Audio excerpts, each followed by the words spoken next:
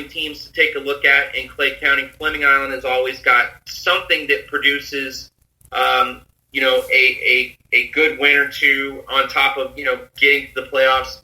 I would say on the private side, you're always going to say, Bowles is going to be factoring in to what's going on.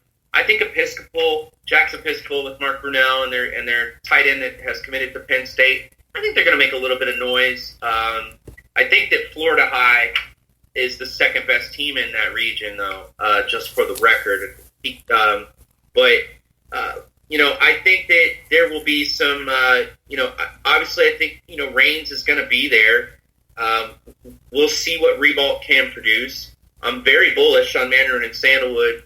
I think it's tough times for teams like Middleburg, Inglewood. It's just going to be really tough to line them up with the teams that they have to go against week in and week out. So overall, I think that it's going to be a great year for Northeast Florida. They've kind of gotten a reputation, at least here in Tampa. The way folks talk about Duval is not quite, but just a hair under the way they talk about Dade. And in this regard, it's the way in which those kids carry themselves. There is very much a survival of the fittest mentality that comes out of Duval County and Northeast Florida. Those kids know, like the Reigns and the Mandarins of the world, if they know once they're there, they've beaten some of the best teams and some of the most vicious teams in the state. So they are battle-tested, and they are supremely confident. And that sort of belief goes a long way come December. So I think that Mandarin and Sandalwood Mandarin and Reigns are going to carry the banners, but I think you're going to see super strong seasons from teams like Sandalwood and Bowles, and the rest of the crew. I agree with that. Another team I could see maybe make an improvement, but I don't think they make the playoffs just because how strong their region is. Someone like Nice in 8A Region 1, I could see them maybe taking a step in the right direction this year. Yeah, they could. They very well could, because they're going to get a boost from having a strong schedule by virtue of just being in a very strong district. We didn't mention Bartram Trail, and I think Bartram Trail is good enough to be a playoff team. They're one of my top 6 teams there in that Region 1. So, Nice could slip in. You could see Oakley sneak in. I think that instead of Spruce Creek, I think the better substitution for that is Flagler Palm Coast, because you don't want to have to go against a Travis Rowland coached defense when the chips are down. Travis Rowland is an architect of some of Mainland's best defenses. I think the world of that guy. So I would say Flagler Palm Coast is somebody you got to pay attention to. And having grown up, and spent over a decade in Ponte Vedra, lived there, Jaguar season ticket holder. Palm Coast is kind of in the middle, but Palm Coast is stretching farther and farther north. They feel like a Northeast team to me. Well, I usually put them in my Northeast rankings, so I would probably agree with them as a Northeast team.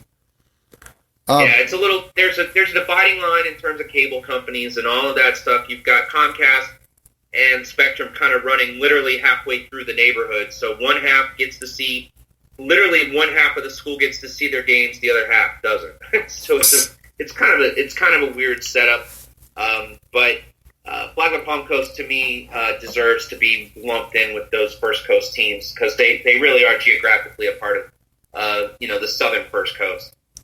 The only question I have with Bartram Trail, their secondary, it never really feels right. Normally when I see them play, we're usually putting up 30, 40, 50 points on that secondary.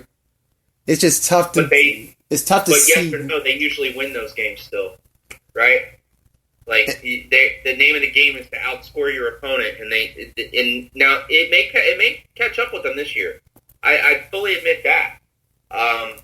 What they seem to do, though, is they seem to be comfortable with the fact that, hey, we're going to give up 35, 40, but we're also probably going to hang 55, 60 on.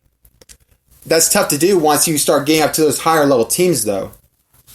Well, come on. They were in 7A last year, and they put up they put up stupid yards and points against Plant and Lee. So I'm not, I wouldn't put them out just because they have a propensity to give up a lot of points as of right now, and you never know.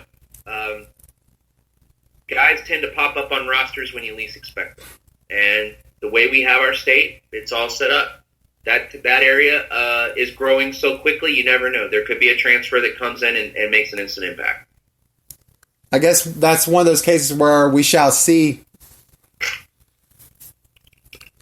Well, thank you everyone for joining us for our second show, and we're going to be trying to set up. We're going to try at least to get another show in, hopefully Wednesday or Thursday. We're still going to work out the details on that. This is Hunter Williams. Thanking you for tuning in, and I'll hand over to Doug to finish us out.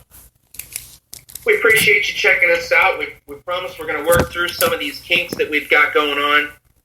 We believe that the state of Florida deserves as much coverage as it can humanly possibly get. And again, we don't take for granted the fact that you're taking time out of your busy day to check us out. So we're appreciative, we're grateful, and we see you next time. That's all, folks, for today.